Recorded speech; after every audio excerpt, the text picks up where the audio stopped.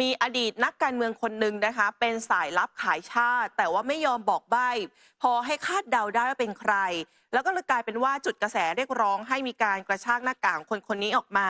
ประเด็นอยู่ที่ว่าไมค์เบอร์เกสผู้อำนวยการองค์กรข่าวกรองความมั่นคงออสเตรเลียออกมาเปิดเผยนะคะว่ามีอดีตนักการเมืองคนหนึ่งขายชาติขายพรรคและอดีตเพื่อนร่วมงานเพื่อประโยชน์ของรัฐบาลต่างชาติเมื่อหลายปีก่อนแต่ทีนี้ตัวเบอร์เกสเองเนี่ยไม่บอกชื่อประเทศและนักการเมืองที่ถูกกล่าวหาว่าทรยศนะคะแต่ให้รายละเอียดเกี่ยวกับการทำงานของเครือข่ายข่าวกรองต่างชาติที่ช่ำชองและมองว่าออสเตรเลียเองเป็นเป้าหมายอันดับต้นๆโดยเรียกสายลับทีมนี้ว่า A ทีมก็คือหมายถึงว่า A เนี่ยคือออสเตรเลียจราชนเหล่านี้พรางตัวในคราบที่ปรึกษา Headhunter หรือว่าที่ปรึกษาด้านการสรรหาบุคลากรเจ้าหน้าที่รัฐบาลท้องถิ่นนักวิชาการและนักวิจัยและอ้างว่ามาจากบริษัทนั้นบริษัทนี้ที่ไม่มีอยู่จริงแล้วก็มุ่งหาคนเข้าไปร่วมงานไม่ว่าจะเป็นนักศึกษานักวิชาการนักการเมืองคนในแวดวงธุรกิจเจ้าหน้าที่บังคับใช้กฎหมายข้าราชการแล้วก็จะให้ค่าตอบแทนหลายพันดอลลาร์นะคะเพื่อรายงานในหัวข้อต่างๆเช่นการค้าการเมืองนโยบายต่างประเท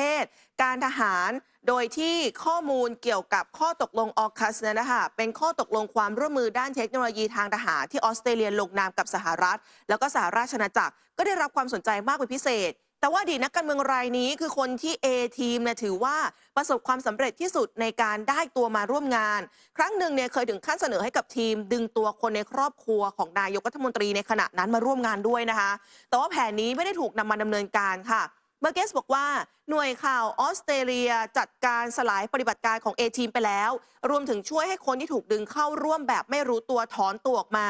ซึ่งถ้อยแถลงนี้ค่ะก็เลยจุดกระแสคาดกันไปต่างๆนานาว่ามีกระแสเรียกร้องให้มีการระบุชื่อของอดีตนักการเมืองคนนั้นออกมาซึ่งปีเตอร์ตัดคันอดีตผู้นำฝ่ายค้านระบุนะคะหากไม่บอกชื่อปัญหาที่ตามมาก็คือทุกคนเนี่ยจะอยู่ในข่ายกันหมดเช่นเดียวกับโจฮอกกี้อดีตรัฐมนตรีคลังที่ออกมาบอกว่าการเปิดเผยของผอ.ข่าวกรองเนี่ยทำให้สสทุกคนที่มีมนทินและว่ามีการพูดว่าไร้สาระสิ้นดีเหมือนประมาณว่าถ้าไม่เปิดเผยชื่อเนี่ยมันทำให้ทุกคนถูกต้องสงสัยไปหมดคือเหมือนกับการกล่าวลอยๆนะฮะเหมือนกับกล่าวลอยๆแล้วก็ไม่ได้พุ่งเป้าไปที่ใครทีนี้เนี่ยทุกคนก็มองไปข้างตัวเองหมดเฮ้ยคนนี้หรือเปล่าคนนี้หรือเปล่าคนนั้นหรือเปล่านะฮะตอนนี้ก็เลยยังไม่รู้ว่าเป็นใครนะฮะคุณผู้ชมจากทางด้านออสเตรเลียครับคุณผู้ชมครับพาไปที่สาธารณรัฐคิริบาสสาธารณรัฐคิริบาสนั้นเนี่ยคือเป็นประเทศในหมู่เกาะแปซิฟิกนะครับอยู่ใกล้ๆกับฮาวายล่าสุดนั้นเนี่ยอีรีอาริเทราผู้กำกับการตำรวจคิริบาสนั้นให้สัมภาษณ์กับสื่อมวลชนนะครับว่า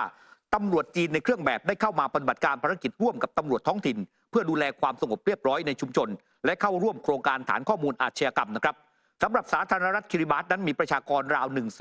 115,000 คนและมีเกาะแห่งหนึ่งที่อยู่ห่างจากฮอนโนลูลูของรัฐฮาวายไปทางตอนใต้เพียงแค่ 2,160 กิโลเมตรความเคลื่อนไหวดังกล่าวนั้นสะท้อนให้เห็นความพยายามของจีนที่จะยกระดับสายสัมพันธ์ด้านความมั่นคงกับประเทศหมู่เกาะแปซิฟิกเพื่อ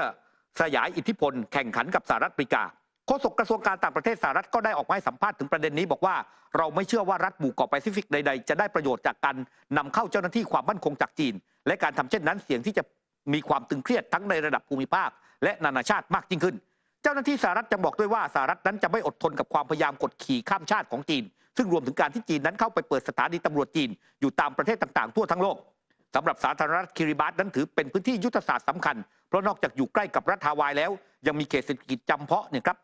ใหญ่เป็นอันดับต้นๆของโลกครอบคลุมพื้นที่มากกว่า 3.5 ล้านตารางกิโลเมตรในมหาสมุทรแปซิฟิกหมู่เกาะแห่งนี้เป็นที่ตั้งของสถานีติดตามดาวเทียมของญี่ปุ่นขณะที่จีนนั้นประกาศแผนจะเข้าไปฟื้นฟูทางวิ่งเครื่องบินของเก่าของกองทัพสหรัฐในยุคสงครามโลกครั้งที่2บนเกาะแคนตันซึ่งสร้างความวิตกกังวลอย่างยิ่งให้กับสหรัฐอเมริกาสหรัฐออกมาตอบโต้ด้วยการประกาศแผนอัปเกรดท่าเรือบนเกาะแคนตันซึ่งเป็นที่ตั้งฐานทัพอเมริกาเก่าและประกาศว่าจะเปิดสถานทูตสหรัฐที่คิริบาสอีกด้วยทางการจีนนั้นก็ยังไม่ออกมาตอบยังไม่ออกมาตอบคำถามจากผู้สื่อข่าวในเรื่องประเด็นนี้ครับ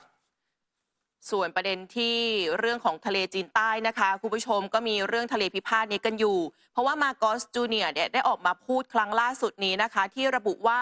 หลังจากมีการตรวจพบเรือรบของรัฐบาลจีนในด้านน้ำนอกชายฝั่งของฟิลิปปินส์มาโกสเองเลยออกมากล่าวกับฝ่ายนิติบัญญัติของออสเตรเลียค่ะว่าประเทศฟิลิปปินส์อยู่ในแนวหน้าต่อต้านการกระทำที่บ่อนทำลายสันติภาพในภูมิภาครวมถึงการกัดกร่อนเสถียรภาพในภูมิภาคด้วยและการคุกคามความสำเร็จในภูมิภาคนี้ ซึ่งมาร์กอสระบุว่าจะไม่ยอมให้มหาอำนาจต่างชาติใดๆพยายามเข้าไปยึดดินแดนอธิปไตยของเราแม้แต่ตารางนิ้วเดียวแม้ว่าความท้าทายที่ฟิลิปปินส์อาจจะต้องเผชิญกับความน่ากลัวแต่ความแน่วแน่ก็น่ากลัวพอๆกันแล้วก็จะไม่ยอมแพ้เด็ดขาดนะคะพร้อมกับสาบานบอกว่าจะยืนหยัดในการปกป้องอธิปไตยของฟิลิปปินส์ซึ่งเมื่อไม่นานมานี้ทางการฟิลิปปินส์เองก็ออกมาระบุค่ะว่าพวกเขาเนี่ยตรวจพบเรือหลายลำของจีนบริเวณแนวสันดอนสกาโบโรนะคะที่รัฐบาลจีนอ้างว่าแนวสันดอนตรงนี้รวมถึงพื้นที่กว้างใหญ่ทะเลจีนใต้เป็นของตนเองโดยที่ไม่สนคำคัดค้านใดๆแต่ว่าทะเลจีนใต้เองอะค่ะก็ถือว่ามีความสำคัญทางยุทธศาสตร์สำหรับหลายประเทศแล้วก็เป็นข้อพิพาทที่มีกันมานานระหว่างฟิลิปปินส์กับจีนนะคะครับ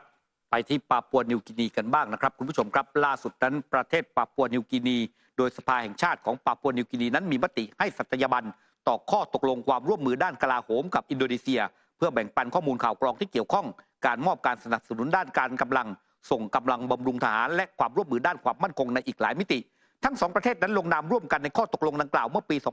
2553 และสภาของอินโดนีเซียให้สัตยาบันก่อนในอีกไม่กี่ปีหลังจากนั้นแต่สภาของปาปัวนิวกินีเพิ่งให้สัตยาบันเมื่อวันที่ 14 กุมภาพันธ์ที่ผ่านมาตามการเปิดเผยของรัฐบาลซึ่งยังคงไม่ได้ให้เหตุผลอย่างชัดเจนแม้ในภาพรวมถือว่าความสัมพันธ์ระหว่างอินโดนีเซียกับปาปัวนิวกินียังคงตึงเครียดจากการที่อินโดนีเซียผนวกรวมจังหวัดปาปัวตะวันตกโดยอ้างผลการลงประชามติของผู้นำชนเผ่าในพื้นที่เมื่อปี 2512 ก็ตามอย่างไรก็ตามกระทรวงการต่างประเทศของปาปัวนิวกินีออกแถลงการเกี่ยวกับเรื่องนี้ว่าการที่มีพรมแดนติดกับอินโดนีเซียเป็นระยะทางยาวเกือบ 800 กิโลเมตรปาปัวนิวกินีหวังเป็นอย่างยิ่งว่าการมีผลของข้อตกลงฉบับนี้จะช่วยยกระดับศักยภาพด้านความมั่นคงของประเทศได้ไม่มากก็น้อยเนื่องจากความมั่นคงนั้นเป็นรากฐานสำคัญของการค้าและการลงทุนนั่นเองครับสลับไปดูการเมืองในสหรัฐบ้างค่ะคุณผู้ชมมีรายงานออกมาล่าสุดนี้นะคะว่านายมิตต์แมคคอนเนลวุฒิสมาชิกอาวุโสจากรัฐเคนทักกี้และแกนนำพรรครีพับลิกันในวุฒิสภาค่ะประกาศต่อที่ประชุมเมื่อวันพุธที่ผ่านมาว่าสมัยการประชุมปัจจุบันจะเป็นวาระสุดท้ายของการดำรงตำแหน่งผู้นำพรรครีพับลิกันในสภาสูงนะคะ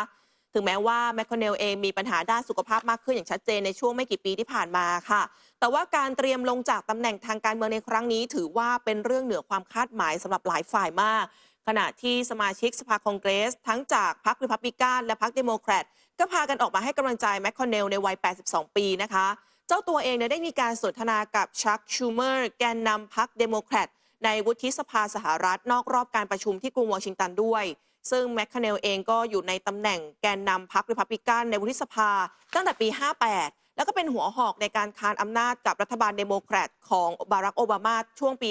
52-60 นะคะแต่ก็ตามมาด้วยการสนับสนุนรัฐบาลของโดนัลด์ทรัมป์ในช่วงปี